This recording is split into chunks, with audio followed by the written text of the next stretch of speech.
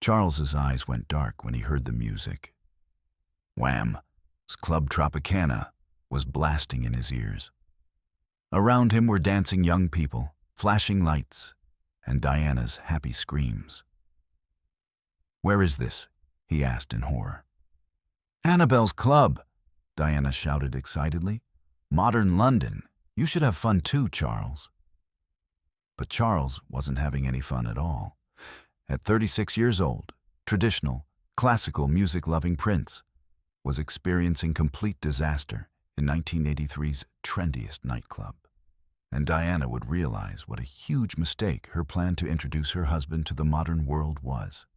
This night would be the perfect example of how two people from different worlds cannot live in the same marriage. When Diana excitedly explained her plan in June 1983, Charles had been surprised. "Charles, let's have a night out this Saturday, like a real couple." "Let's go to a nightclub," Diana had said. Charles was confused. "Nightclub? What for? People our age go to the opera or classical concerts." Diana had insisted because she thought her husband had never experienced modern life and didn't know what 80s culture was. "Don't you want to see how people our age have fun?" she had asked. Charles had hesitated, but eventually agreed because he wanted Diana's happiness. "Okay, one night. But let's choose an appropriate place. Annabel's is suitable because it's a private members club."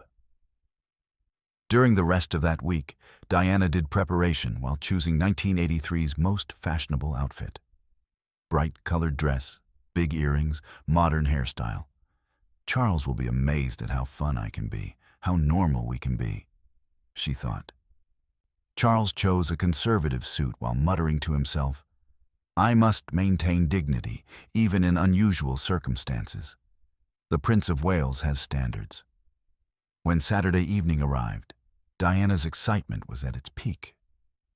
When she asked, "Ready for modern experience?" Charles responded with a nervous smile, as ready as one can be for unknown territory. "Let's see what this night brings." When they arrived at Annabel's club, Diana immediately felt the energy, music pumping, people laughing, vibrant atmosphere. Charles was in shock because the noise level was overwhelming. Flashing lights were disorienting, and the crowd energy felt foreign. When he asked, "What exactly is this?" Diana proudly said, "Popular nightclub where modern London comes alive. Isn't it exciting?"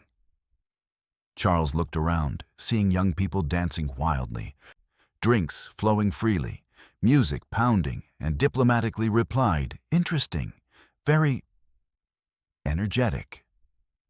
When they went inside, the culture shock began because Diana immediately caught the rhythm, moving her body to the beat, hands clapping, face glowing, while Charles stood stiff with arms crossed, back straight, expression serious. When Diana said, "Come on, let's dance," Charles panicked. "Dance? To this music? I don't know this type of dancing." Diana was encouraging. "Easy, just feel the music, move your body, everyone's doing it." While Charles reluctantly attempted, but with awkward movements, stiff gestures, completely out of rhythm, which caused other people to start staring. "Look, Prince of Wales trying to dance so awkward," they whispered. When Diana noticed the stares, she began to feel embarrassed and said, "Maybe we should wait for a slower song or get a drink." At the bar, Charles was slightly relaxed, saying, "This experience is very different than expected. People are so uninhibited." While Diana tried explaining, "That's the point. Freedom, self-expression, no rules, no protocol." When Charles looked confused, asking, "But how do you maintain dignity without structure, without proper behavior guidelines?" Diana realized the gap was widening. Sometimes dignity is less important than fun, than being yourself, than feeling alive, she said carefully. But Charles disagreed. Dignity is always important, especially for people like us. We set an example.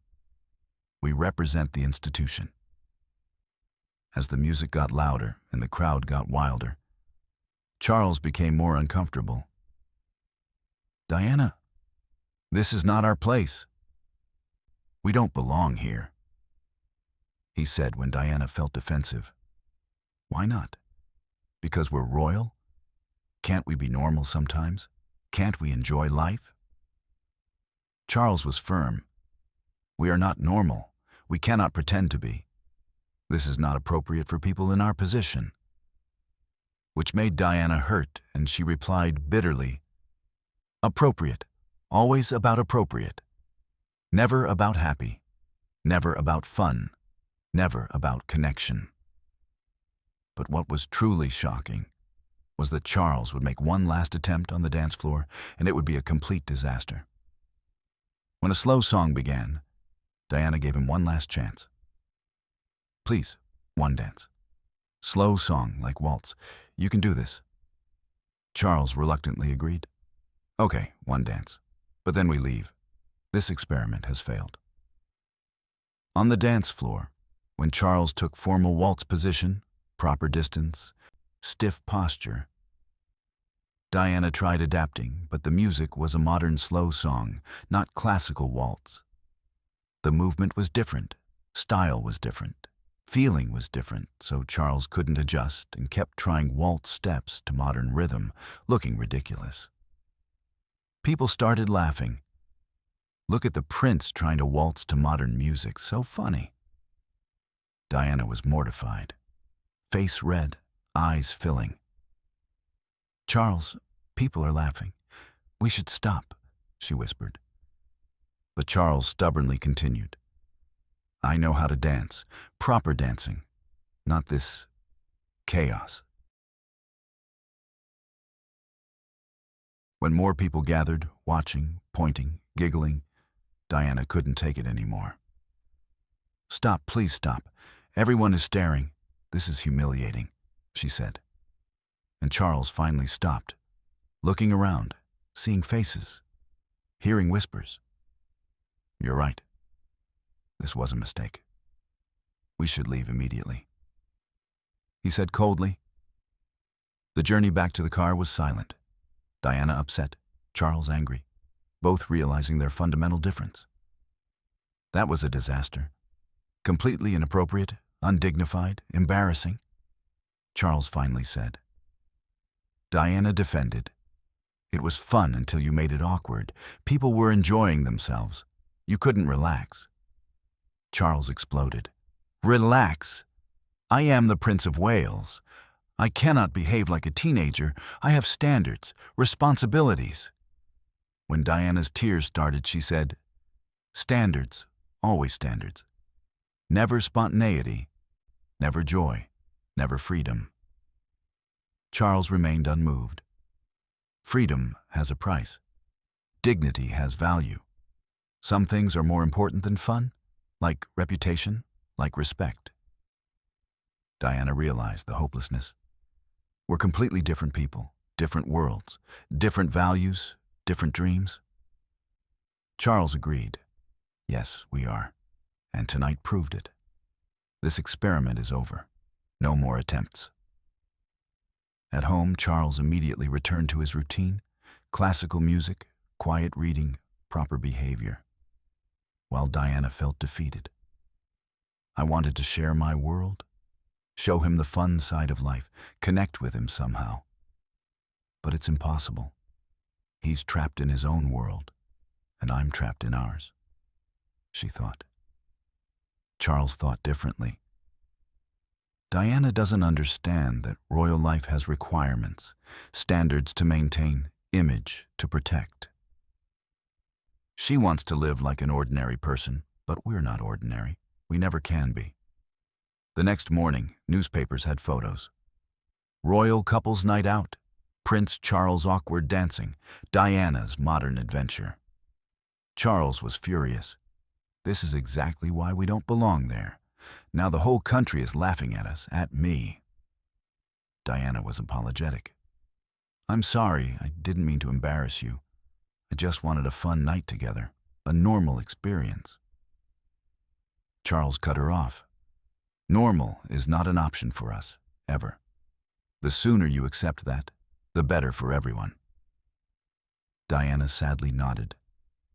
I understand. Message received.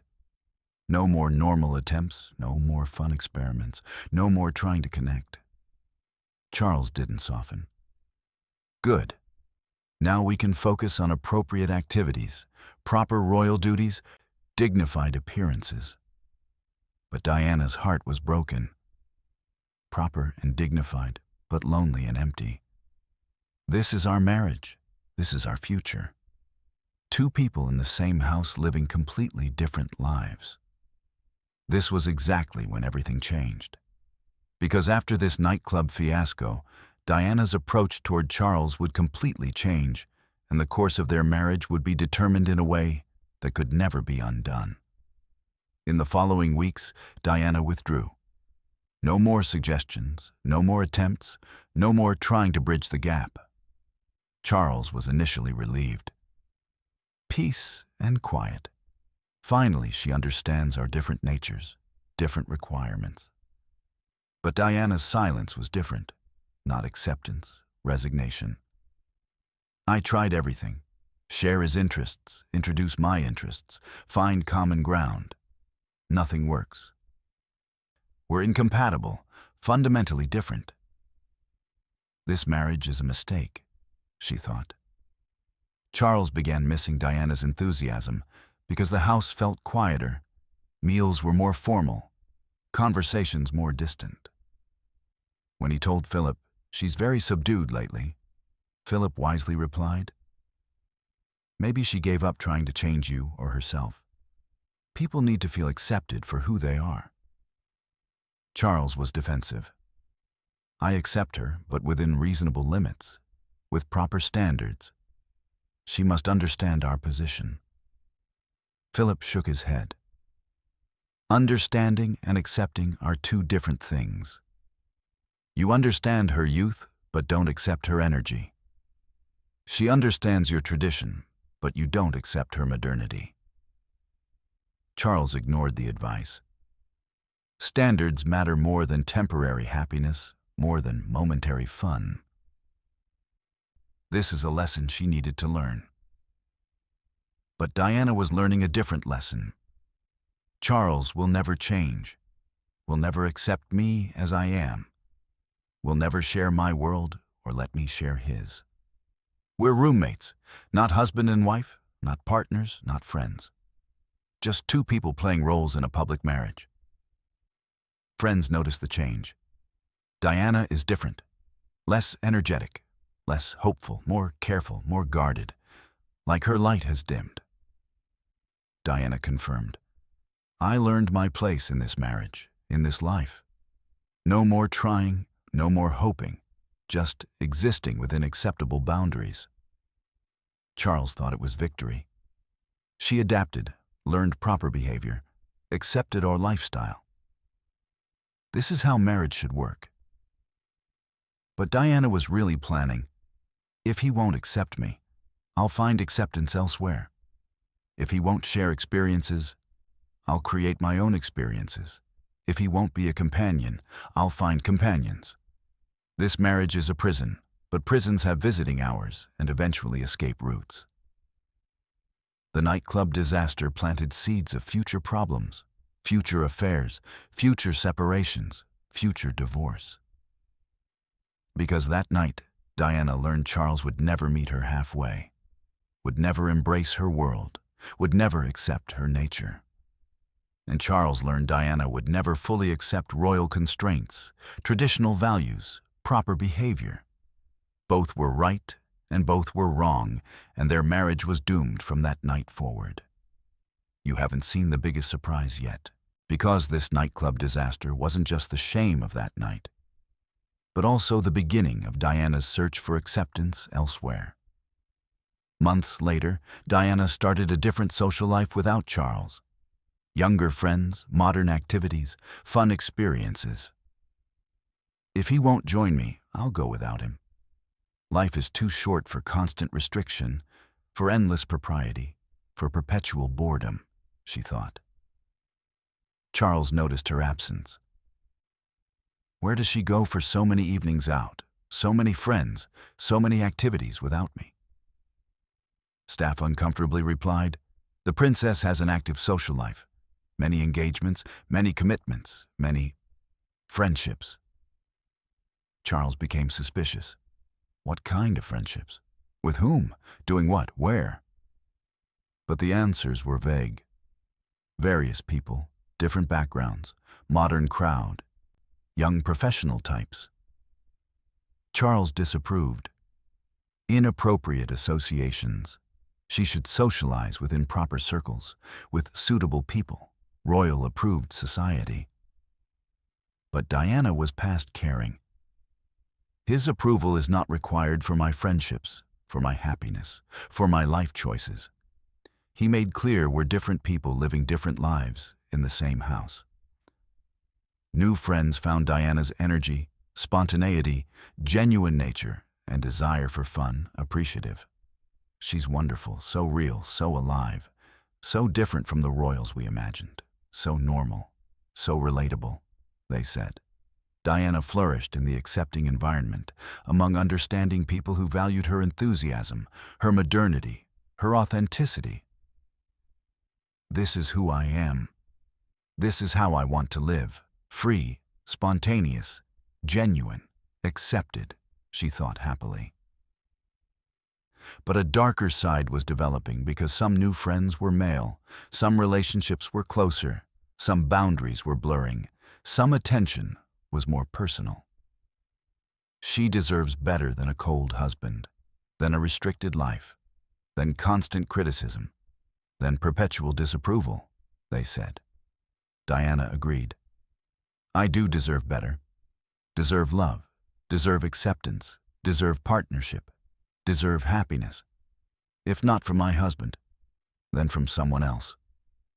The seeds of affairs were planted that nightclub evening when Charles rejected her attempt at connection, her offer of sharing, her desire for partnership, her hope for understanding. That night, everything changed. I learned Charles would never accept me, so I stopped trying and started looking elsewhere for what marriage should provide, but didn't. Diana would later reflect. Charles never understood how his rigidity, his constant criticism, his rejection of her world, his refusal to compromise, drove Diana away. I maintained standards, preserved dignity, protected reputation, did my duty. Why wasn't that enough? Why couldn't she be satisfied with proper royal life? He would think. But proper royal life without love, without acceptance, without partnership, without fun, was a prison for a young woman who wanted to live, not just exist. Wait a minute, don't miss this detail. Because the effects of that nightclub evening didn't just stay within the marriage, but also formed the foundation for all of Diana's famous future interviews and her bond with the public. Years later, Diana's connection to the public, her understanding of ordinary people, her relatability, her genuine warmth all traced back to that desire for normal experiences, for real connections, for authentic life, which Charles rejected. She wanted to be the people's princess because her own prince rejected her humanity, rejected her normalcy, rejected her genuine nature. So she found acceptance with the people who loved her for exactly what she was. Modern, spontaneous, real, human, historians said. The nightclub disaster became the foundation of Diana's later popularity, her connection to the masses, her understanding of ordinary life, her genuine empathy because she experienced rejection from someone supposed to love her. She understood the pain of not being accepted, of being criticized, of being restricted, of being misunderstood. That night taught me who I really am and who I'm not. I'm not a traditional royal. I'm not a proper princess. I'm not a dignified statue. I'm a human being who wants love, who wants fun, who wants acceptance, who wants real life, Diana would later say. Charles never learned that lesson that night or ever. Standards matter more than personal happiness, than individual desires, than temporary pleasures. Duty comes first, always. But Diana learned the opposite lesson. Love comes first, acceptance comes first, happiness comes first, authenticity comes first. Life is too short for anything else. And that difference, that fundamental disagreement about what matters most in life, in marriage, in relationships, destroyed them from that nightclub evening forward, forever. Now you've seen nothing. Because what happened that night didn't just show Charles and Diana's incompatibility, but also became the source of lessons that would affect all future marriages of the modern royal family. Modern royals learned from Charles and Diana's failure. William and Kate shared interests before marriage, common backgrounds, similar values, compatible lifestyles. Harry and Meghan, though it ended differently, started with acceptance of different backgrounds, different cultures, different approaches. Diana's lesson was that compatibility matters more than duty, more than tradition, more than public image. People need to feel accepted for who they are, not criticized for who they're not. Royal watchers said. Charles eventually learned too with Camilla. He accepted her completely, her background, her interests, her nature, her world. With Camilla, Charles finally learned to embrace his partner's world, to share experiences, to find common ground, to accept differences. What he couldn't do with Diana, he learned to do too late for his first marriage, but not too late for happiness, observers said. Diana's nightclub experiment failed that evening, but ultimately succeeded in teaching a lesson about love, about acceptance, about compatibility, about partnership, about marriage. That night showed that two people can love but be wrong for each other, can try but be incompatible, can want happiness but find misery when fundamental natures are completely different, cannot be changed, cannot be forced, cannot be ignored, must be accepted, or the relationship fails as theirs did from that night forward. You won't believe it. But that nightclub evening wasn't just a symbol of Charles and Diana's failed marriage, but also became the perfect example of the incompatibility problems every couple can experience.